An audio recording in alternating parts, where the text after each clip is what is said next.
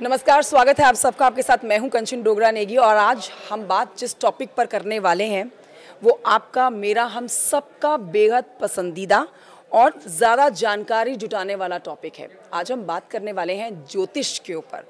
ज्योतिष, आप इसको साइंस से जोड़ के देखिए। ज्योतिष जिसके बारे में हम चर्चा करते हैं, कई सारी जानकारियाँ सोशल मीडिया प्लेटफॉर्म से जुटाते हैं, क्योंकि हम सब के अंदर ये क्यूरियोसिटी होती है जानने की कि आगे क्या होने वाला है हम सबके साथ। तो ऐसे कई सवाल आपके मन में होंगे, मेरे पास कई सवाल हैं जिनके जवाब देने के लिए इस समय मेरे साथ इस चर्चा का हिस्सा बनेंगे हमारे गेस्ट, सेलिब्रिटी एस्ट्रोलॉजर आचार्य विनोद शर्मा जी। स्वागत करते हैं उनका। सर, स्वागत है। थैंक यू, नमस्कार सबका, बहुत बहुत धन्यवाद जी।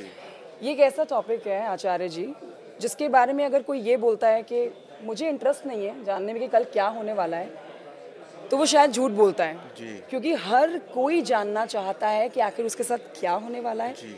आने वाले समय में क्या बदलाव वो देखने वाला है। तो सबसे पहले आप हमारे व्यूअर्स को ना इसका एक छोटा सा डेफिनेशन दे दीजिए, इसकी परिभाषा क्या है ज्योतिष की? देखिए कंचन जी, जो आपने ये क्वेश्चन पूछा है बड़ा इम्पॉर्टेंट है और सदियों से ये सवाल हमारी पूरी जनमानस में कहीं ना कहीं रहा है। और इसके लिए मैं आपको बताना चाहूँगा कि आज से 1100 साल पहले एक बहुत बड़े एस्ट्रोलॉजर हुए, उनका नाम था वराहमिहिर।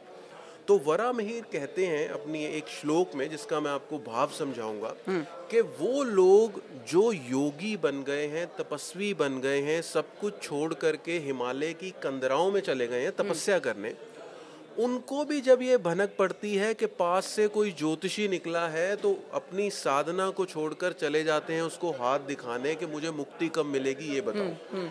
वराहमिहिर ने ये बात इसलिए कही थी कि इस टॉपिक का, इस विद्या का कितनी ज़्यादा क्यूरियोसिटी हर इंसान के अंदर होती है। हर इंसान ये जानना चाहता है कि मेरे साथ जो हो रहा है क्यों हो रहा है, मेरे साथ अब आने वाले टाइम में क्या होने वाला है। तो ये जब से इंसानी सभ्यता बनी है, क्योंकि एस्ट्रोलॉजी के जो रूट्स हैं वो मिस्र में, चाइना में, जितनी भी ओल्डेस्ट सभ्यताएं हैं, और इंडिया तो इसका ओरिजिनेटर है, इंडिया तो इसका जनक है। तो जब से इंसान बना है तब से उसने सितारों की तरफ देखा है और आने वाली घटनाओं को जानने के लिए वहां से उसको इंटरलिंक करने की कोशिश की है। तो बड़ा ही इंटरेस्टिंग और बड़ा ही पुराना ये टॉपिक है जी। इंटरेस्टिंग और पुराना होने के साथ साथ एक बच्चा हो, सेलिब्रिटी हो, चाहे सेलिब्रिटी कोई हो, बच्चा हो, बूढ़ा हो, जवान हो, सेलिब्रिटी हो, हर कोई जानना चाहता है कि उसके साथ आगे होने क्या वाला है। एक बहुत सुंदर सा डेफिनेशन तो आपने दे दिया। इसके मायने हमारे जीवन में क्या रखते हैं, आपसे सरल भाषा में समझना चाहेंगे? देखिए, अगर मैं बहुत ही साधारण चीज़ों से, साधारण शब्दों में इसको कहूँ, तो मैं ये कहना चाहूँगा कि हमारे यहाँ जो हमारी परंपरा है, हिंदुइज्म कहें या सनातन धर्म कहें, हम लोग जब किसी के शरीर का जन्म होता है तो सिर्फ बॉडी का ही जन्म नहीं मानते। हम ये मानते हैं कि इस बॉडी के साथ एक सोल है जो अपने साथ कुछ कार्मिक इम्प्रेशंस को कैरी कर रहा है।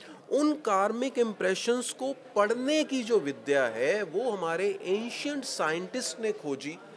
मैं कुछ एक का नाम लेता हूँ, जैसे महर्षि पराशर, अंगिरा, शौनक, भृगु। तो ये वो साइंटिस्ट हैं पुराने टाइम के कि जिन्होंने सितारों की चाल के माध्यम से ये गणनाएं करके हमारे सामने एक पूरी रूपरेखा रखी, एक विज्ञान की तरह से एक विद्या को पेश किया। आप ये कह रहे हैं ज्योतिष और विज्ञान आपस में तालमेल रखते हैं? जी, बहुत हद तक। जितना भी ज्योतिष का गणित पाठ है, आप देखिए कि आज से 5000 साल पहले एक डायलॉग हुआ था दो लोगों के बीच में। एक थे महर्षि पराशर और एक उनके डिसाइपल थे मैत्रेय मुनि।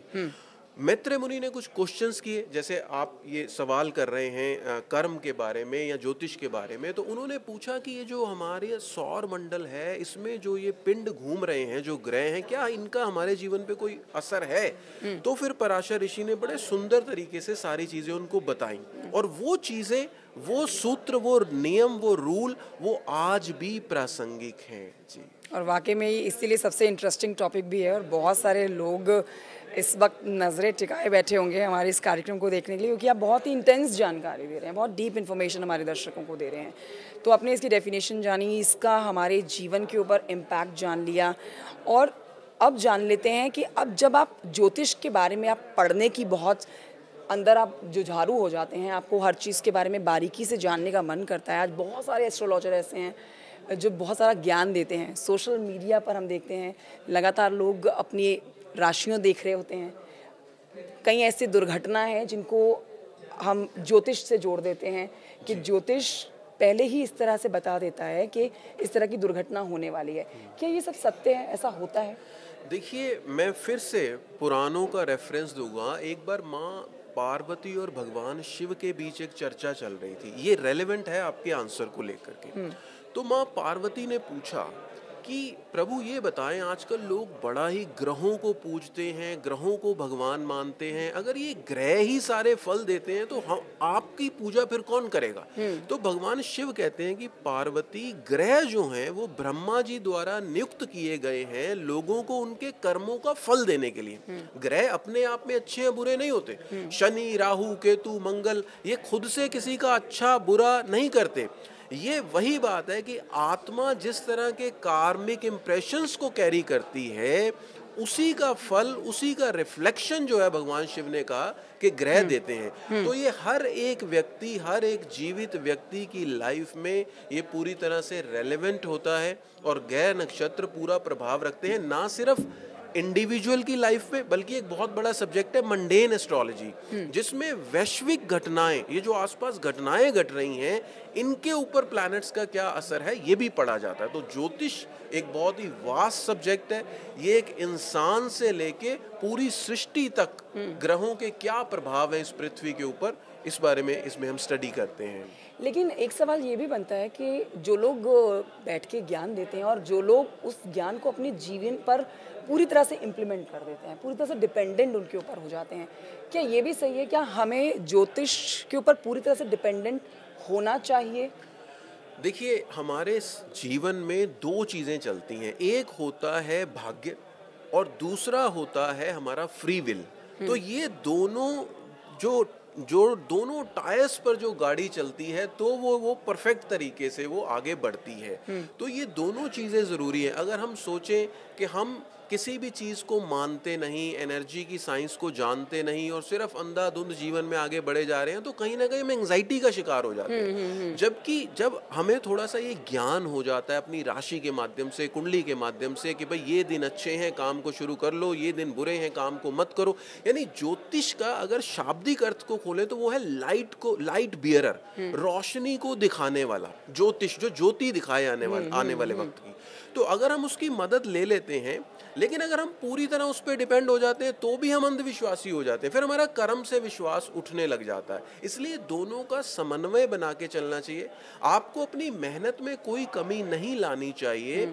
आपको ठीक है कि आप अपने ग्रहों को देखें, दशाओं को देखें, ज्योतिषी जो अच्छे ज्योतिषी हैं वो आपको गाइड करें कि आप इस दिशा में जाएं तो आपको लाभ होगा। तो अगर आप उस दिशा में जाते हैं लाभ आपको होता भी है, लेकिन चलना आपको पड़ेगा, ये बात हमें समझनी पड़ेगी। आपकी अंधविश्वास की बात से मेरे जहन में एक सवाल आया। कई सारे लोगों को जानती हूँ जो अपने दिन की शुरुआत ही न्यूज़पेपर में अपनी राशि पढ़ने के साथ करते हैं। तो राशि पढ़ ली, जिस दिन अच्छा आया उस दिन आप खुश हो गए, लेकिन जिस दिन कुछ बुरा या फिर ऐसा आ गया कि थोड़ा संघर्ष करना पड़ जाएगा अपने सफलता पाने के लिए, वहाँ थोड़े निराश हो जाते हैं। फिर वो उसी ज्योतिष पर सवाल खड़े कर देते हैं जहाँ से कभी उनको अच्छी बातें सुनने को मिलती है या फिर कहीं उनको बुरी बातें सुनने को मिलती है। जी।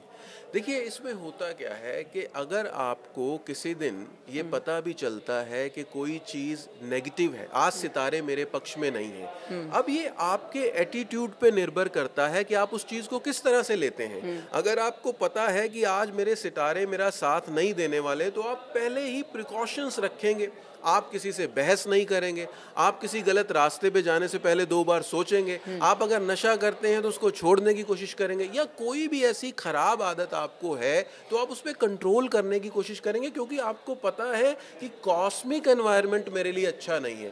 तो जो भी लोग रोजाना राशि पढ़ते हैं, सुनते हैं, सितारों की अलाइनमेंट को चेक करते हैं अपने आप को लेके, उसमें कुछ खराब नहीं, लेकिन हमें प्रिपेयर रहना चाहिए कि उसमें दोनों ही बातें निकल के सामने आ सकती हैं। आपका दिन अच्छा भी हो सकता है, आपका दिन बुरा भी हो सकता है। अच्छा है तो खुशी मनाइए, बुरा है तो सावधान हो जाइए, डिप्रेस होने की जरूरत नहीं, क्योंकि राशि फिर अगले दिन बदल जाने वाली है। अच्छा, आपने अंधविश्वास का भी जिक्र किया था, तो आप इन दोनों को किस तरह से मतलब डिफरेंशिएट करेंगे कि अंधविश्वास और ज्योतिष? क्योंकि जो लोग दिन की शुरुआत ही अपनी राशि के साथ, अपने दिन को देखने के साथ करते हैं, ज्योतिष पढ़ने के साथ करते हैं, तो उन लोगों को भी अंधविश्वासी कहेंगे आप? देखिए, मैं ये मानता हूँ कि हर वो व्यक्ति अंधविश्वासी है जो किसी चीज़ पे बिलीव करता है बिना सोचे समझे। लेकिन ऐसे लोग दुनिया में भरे पड़े हैं, और जब से, जैसे आपने बताया, आप खुद भी सोशल मीडिया पे बड़े पॉपुलर भी हैं, एक्टिव भी हैं, तो आपने देखा कि किस तरह से लोग अपने एक्सपीरियंसेस भी शेयर करते हैं। बहुत सारे ऐसी जगहें हैं जहाँ लोग एक्सपीरियंस शेयर करते हैं कि उन्होंने इस तरह की रेमेडीज़ करी और उनको फ़ायदा मिला। तो जिन लोगों की लाइफ में प्लानेटरी रेमेडी से फ़ायदा होता है, उनका उस फायदे के कारण एक विश्वास डेवलप होता है। और जो लोग सिर्फ, जिसको कहते हैं कि एक आंखें बंद करके किसी ने कुछ कह दिया तो उसको करने लग जाते हैं, उनको मैं अंधविश्वासी मानता हूँ। तो इसको पूरी तरह से एक साइंस की तरह से लेना चाहिए। आपको अपना date, time, place of birth properly पहले अपने चार्ट का निर्माण जिस वैज्ञानिक विधि से होता है उससे करवा के फिर किसी योग्य ज्योतिषी से ही उपाय लेने चाहिए। इस तरह से ये अंधविश्वास नहीं होगा। इस तरह से यह एक पुरानी विद्या का अपने हक में फायदा लेंगे उससे। जैसे लोग जब परेशान होते हैं, कई बार एलोपैथी से आराम नहीं आता, नेचुरोपैथी करते हैं, आयुर्वेदिक करते हैं। इसी तरह से जब लोग परेशान होते हैं तो वो आकाश की तरफ भी देखते हैं, प्लानिटरी हेल्प लेते हैं, मंत्र जपते हैं, अपने अपने ग्रहों के मुताबिक दान करते हैं। तो इसको एक्सेप्ट करने में कोई बुराई नहीं है, लेकिन सिर्फ इसी के पीछे पड़ जाना भी अपने आप को धोखा दे